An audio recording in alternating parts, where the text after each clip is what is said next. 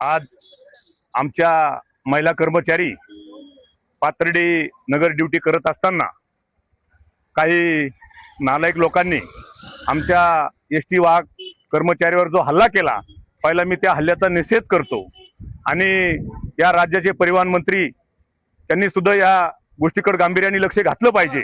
आणि आज आम्ही या ठिकाणी जाहीरपणे सांगत आहोत, जर अशा घटना घडत राहिल्या, एसटी कर्मचाऱ्यांच्या बाबतीत जर कोणी हात उचलत असेल, तर मला असं वाटतं की आम्ही सर्व संघटना व एसटी कष्टकरी जनसंघाच्या वतीने आम्ही पूर्ण जिल्हा 24 तासाच्या आत जर आरोपी अटक केला नाही तर उद्या आम्ही 100% नगर जिल्हा बंद करणार आहोत।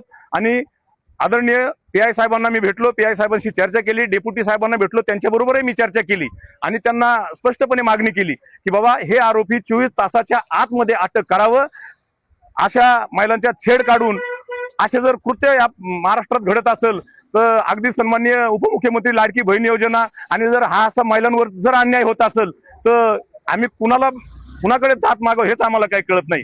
विनंती आहे माझी पाथर्डी पोलीस निरीक्षकांना, त्यांना मी बोललोय 24 तासामध्ये आरोपी त्यांनी अटक करावं, नाही तर 24 तासाच्या आतमध्ये आम्ही पूर्ण नगर जिल्हा एसटी बंद करणार आहोत। या ठिकाणी जाहीरपणे आम्ही सांगतो। आज या ठिकाणी पाथर्डी राप खात्यामध्ये शेवगाव आगाराच्या आमच्या भगिनी वाहक गुटे मॅडम या शेवगाव अहिल्यानगर अशी कामगिरी करत असताना तिसगाव या ठिकाणी आमच्या महिला भगिनीवर एका प्रवाशाने हल्ला केला, अंगाला झटपट केली आणि गळ्यातलं मंगळसूत्र त्या ठिकाणी हिसकावून घेतलं आणि त्या मॅडमला अत्यंत दुर्दैवाप्रमाणे हाणमार केली।